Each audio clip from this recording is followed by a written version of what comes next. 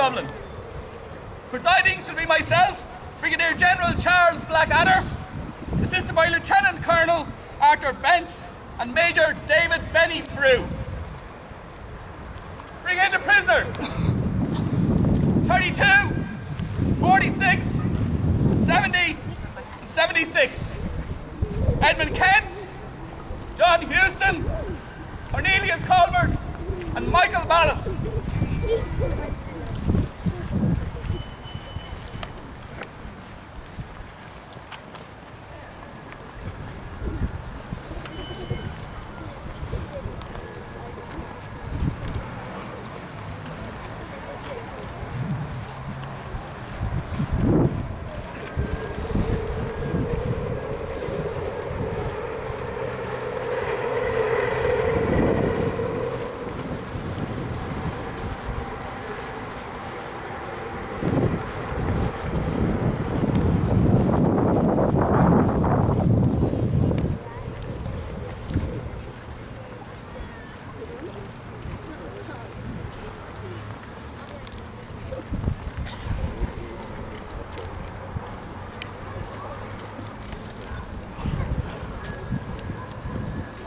Attention!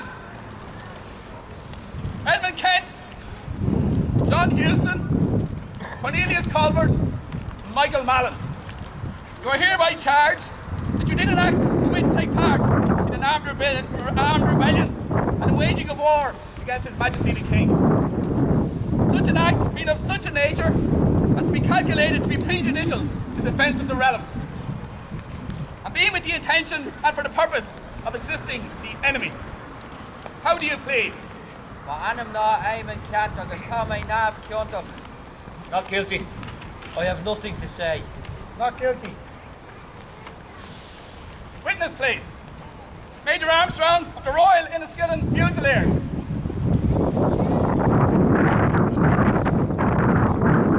Speak, sir. I was at St. Patrick's Park on the 30th of April, 1916. British troops were on the fire. The fire came from the neighbourhood of Jacob's factory. 7 casualties occurred. I was on the fire.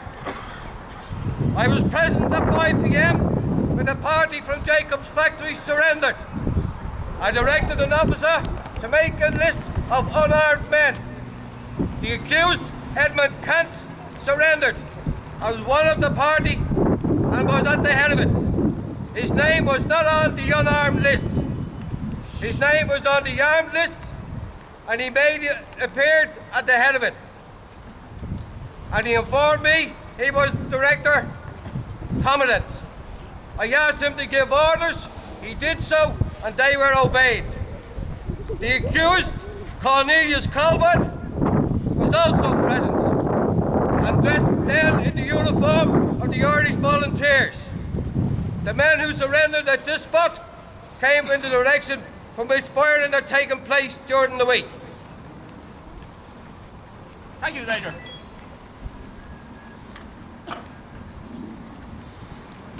Prisoner 32, what have you to say for yourself in defence? I call on Major John McBride. Bring John McBride.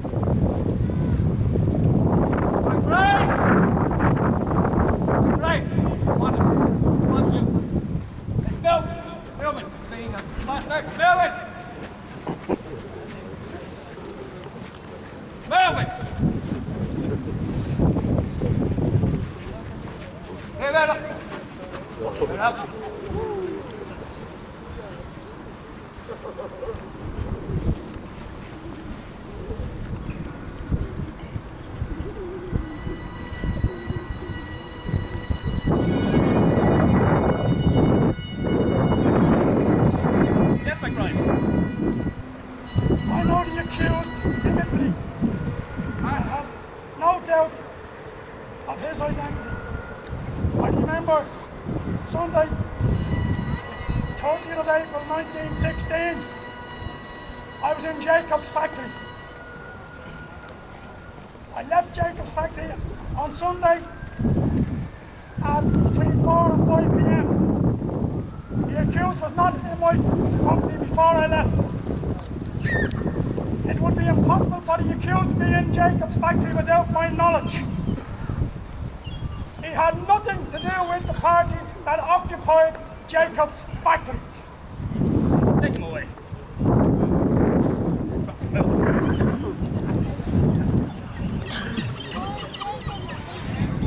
Prisoner 70. What have you to say in your defence, sir? I have nothing to say. I now call on the witness in the case against Sean Houston, Captain A.W. McDermott, the 7th Battalion, Royal Dublin Fusiliers.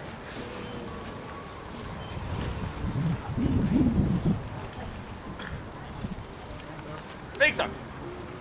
Thank you, Lord. On the 26th of April, I was present when the Mendicity Institution was taken by assault by a party of the 10th Battalion, Royal Dublin Fusiliers. 23 men surrendered on that occasion. I identified the prisoner, J.J. Houston, as being in the body of the men who surrendered. They left their arms except their revolvers in the Mendicity Institute when they surrendered. Some of them still wore revolvers. One officer of the 10th Royal Dublin Fusiliers was killed and 9 men wounded by fire from this institute on the 24th of April. I searched the building when they surrendered. I found several rifles, several thousand rounds of ammunition for both revolvers and rifles. I found 6 or 7 bombs charged with fuses and ready for use. An order signed by James Connolly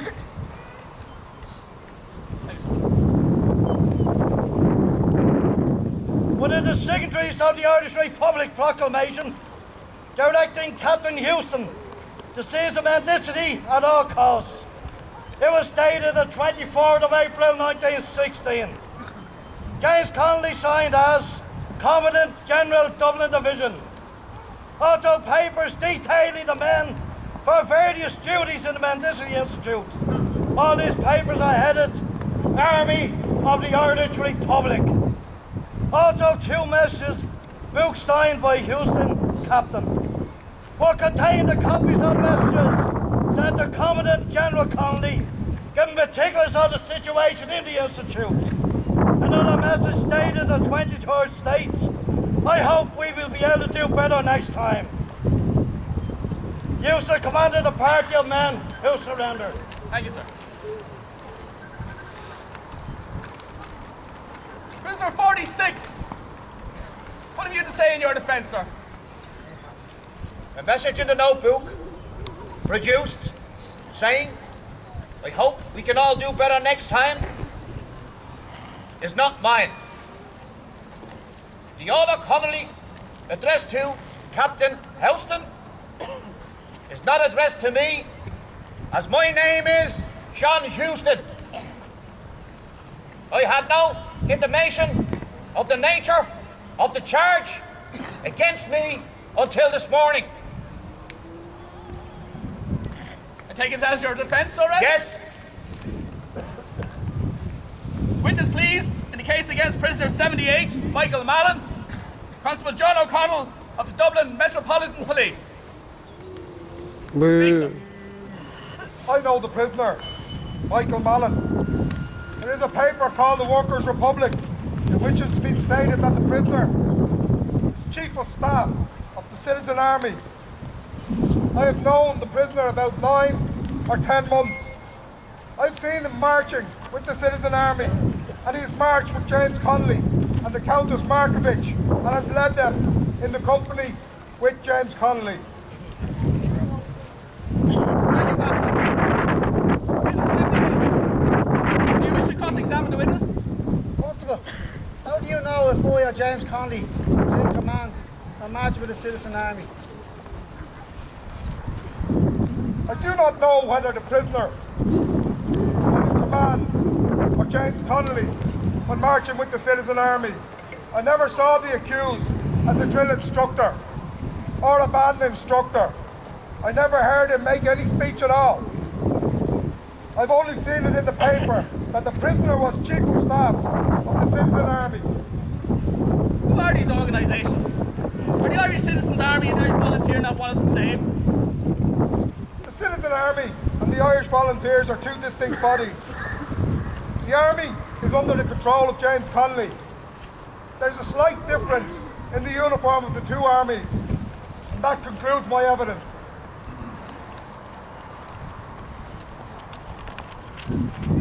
Thank you, sir.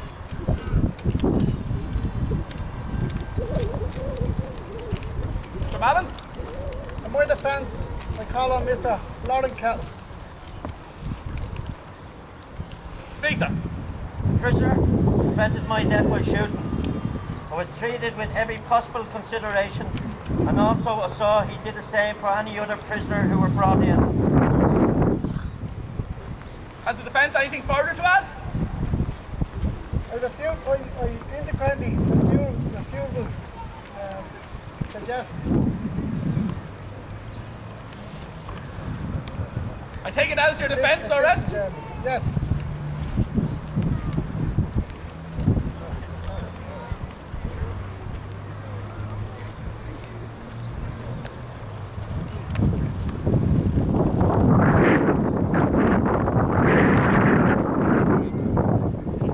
Prisoners 32, 46, 70, and 78.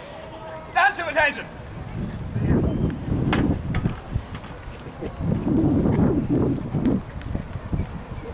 We have concluded our deliberations, and I, as the presiding judge of this military court-martial, hereby find each and every prisoner, Eamon Cant, Sean Houston, Cornelius Colbert, and Michael Mallon, guilty.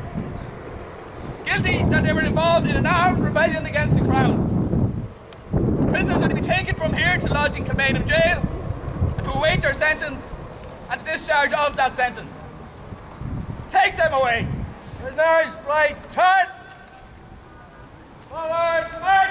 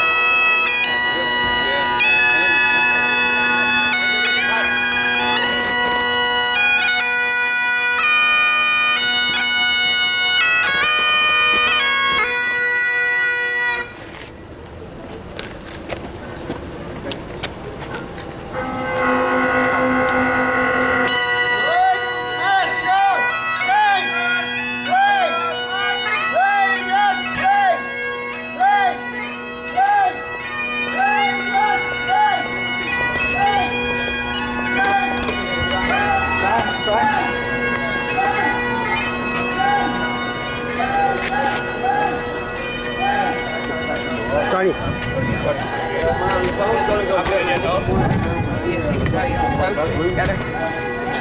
Sorry. That's the reenactment today. Sorry.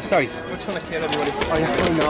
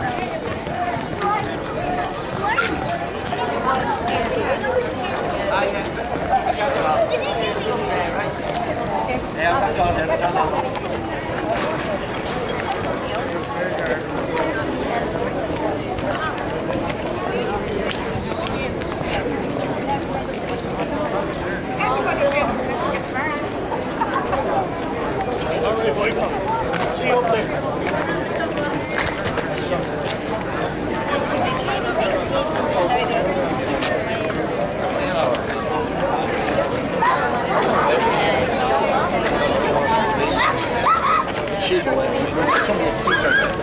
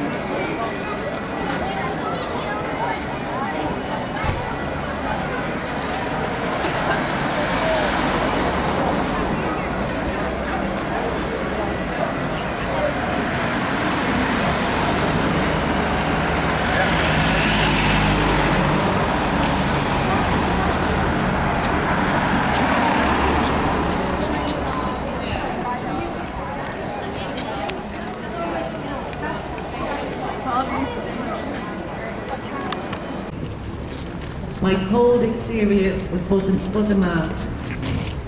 It has saved me in these last days. You have a duty to me and to Ronan, that is, to live. My dying wishes are that you shall remember your state of health, work only as much as may be necessary, and freely accept the little attention which in due time will be showered upon you. You will be, you are, the wife of the leaders of the revolution. Sweeter still, you are my little child, my dearest pet, my sweetheart of the hawthorn hedge and summer eve. I remember all, and I banish all, that I may be strong and die. I have but 1 hour to live, then God's judgment, and through his infinite mercy, a place near your poor granny, and my father, and my mother, and Jem, and all the fine old Irish who went through the scourge of similar misfortune from this vale of tears into the promised land. The Ignishnach got a story McCree, told to Kien agus Biach Quina a good that he made a Kayla. Arish Iblahas Day, Tusa, Nisha, agus Ronan Bjork Bocht. Adieu.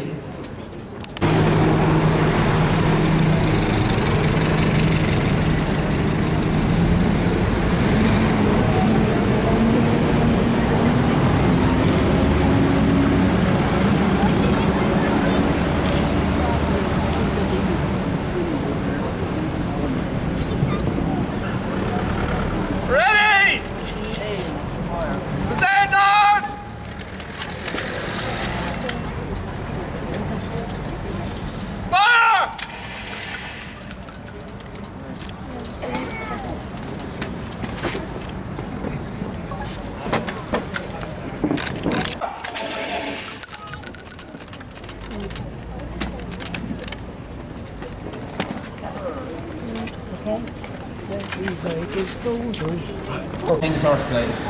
Sentence of death has been passed, and 3:45 tomorrow, the sentence will be carried out by shooting. And so must Irish men pay for trying to make Ireland a free nation. God's will be done. I am prepared, but oh my darling, if only you and the little ones were coming too. If we could all reach the gates of heaven together. My heartstrings are torn to pieces when I think of you and them. Our manly James, happy-go-lucky John, shy, warm Una, Daddy's girl, and oh little Joseph, my little man, my little man. Wife, dear wife, I cannot keep the tears back when I think of him. He will rest in my arms no more. To think I have to leave you to battle through the world with them without my help. With God's help, I will always be near you. If you can, I would like you to dedicate Una to the service of God and also Joseph, so that we may have two to rest on a penance for our sins, and try and do this, if you can. Pray for our divine Lord that it may be so. Father McCarthy has been with me and heard my confession and made me so happy and contented. He will see to the education and general welfare of our dear ones. You must go and see him, my darling. Father McCarthy, James Street. God bless him. And he will will you go and see Alderman T. Kelly? He's a good, God-fearing man and will be able to help you for my sake, as well as yours. He will know what to do. It is due to you as the wife of one of the fallen. While I left Richmond Barrack and came to Kilmainham, the only one of my household I could cast my longing eyes on was poor Phryne, the dog. She looked so faithful there at the door. Are you sure you left nothing in the house? The police broke in and made a thorough search. However, those are merely earthly things. Let me get back to you. We've been married 13 years or so, and in all that time, you've been a true, loving wife, too good for me. You love me, my darling. Think only of the happy times we spent together.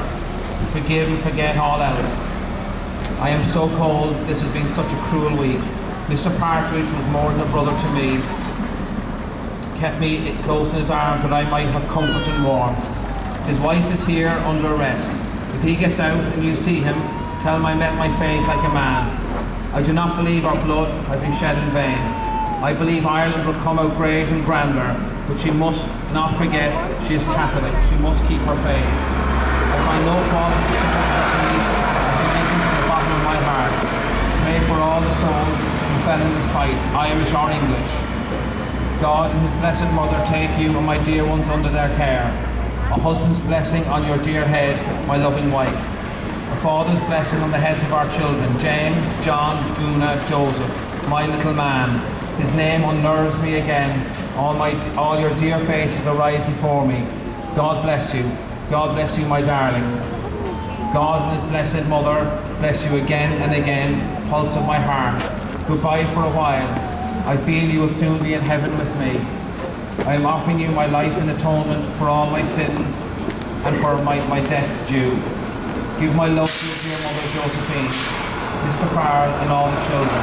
They must all pray for my dear soul. You will have a mass said to me, your wife. My life now numbers by hours, darling. I am drawing nearer and nearer to God, to that good God who died for us, you and I love, and our children and our children's children. God and his blessed mother again and again bless and protect you, O Saviour of man. If my dear ones could die and enter heaven with me now, blessed and happy, I would that they would be away from the cares and trials of the world. Una, my little one, be a nun. Joseph, my little man, be a priest if you can.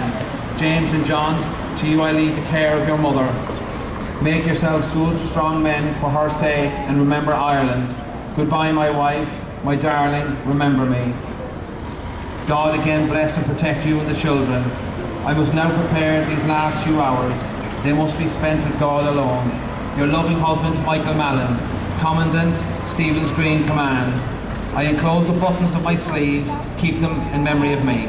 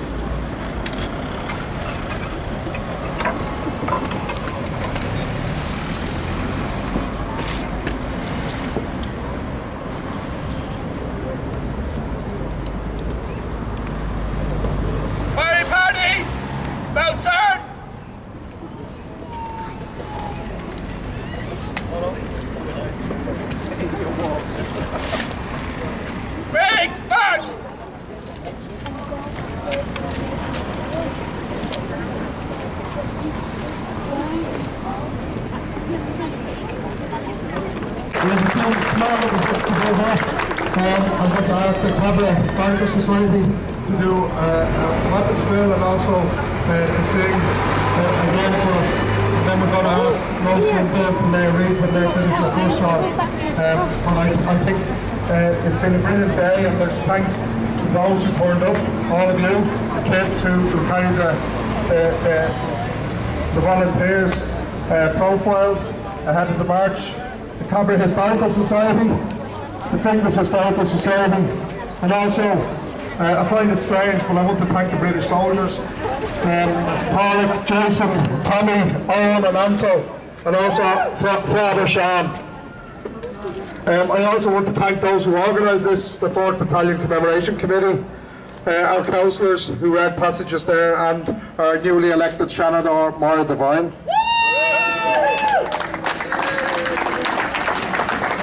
I want to put you on notice, if anybody is around for 3 o'clock in the morning on Thursday morning, the last of our dawn vigils is held outside here for James Connolly and Sean McDermott. So if anybody's around, we've had a great show so far. It'll be the final one. So I'll now ask the Cabaret Historical Society who are here, I think they're to sing a song and maybe the drill as well. If you want to turn and look at that, and then I'll call on Rose afterwards.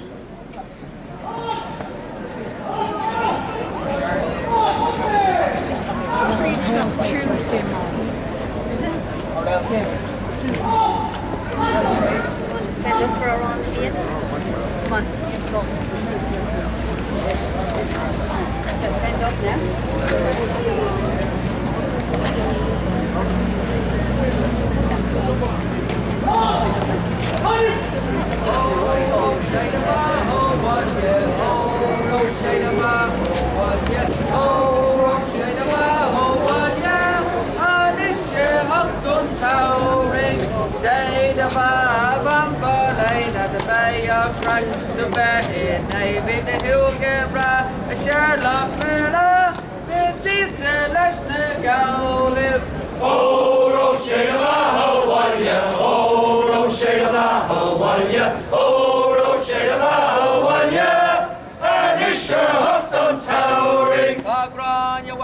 Chucktar Sala, Oglegan, Marley, Margada, Gailid, Vaini, Ganas, Bonnet, is Corsid, Ruger, Gaulif. Oh, Roshadava, Walya, oh, Roshadava, Walya, oh, Roshadava, Walya, and he sure hooked on towering. A wheelerine of Arco Beckham, one of me, Bio in the Eagok Shockton, run your way, Locus Mila, Gascot. Et focus final Gaulif. Oh, Roshadava, Walya, oh, Roshadava, Walya, oh, Roshadava, Walya, and he sure hooked on towering. Ron! Oh! Up there! Up there! Why you that? Why? Ron, up there! Oh, baby.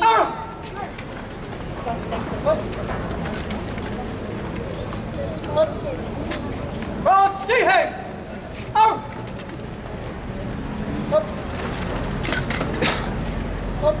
Ross, chassis! Ross!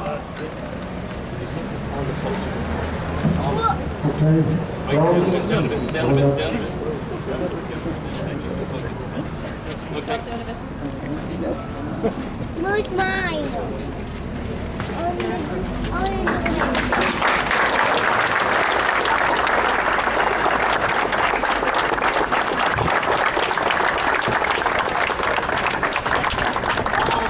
We're going to finish off proceedings with Hour on the Vein, and afterwards, if people want, there's a sing song and that back in the Patriot Inn.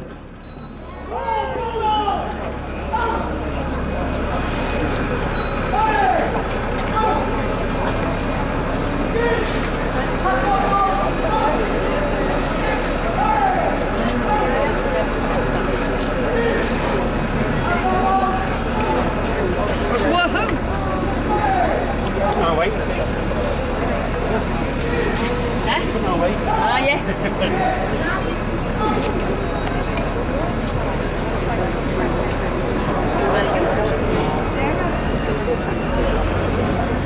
Look,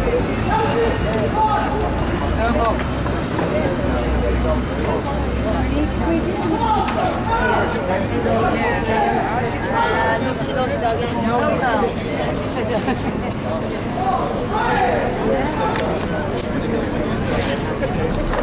I think I'm on 40%.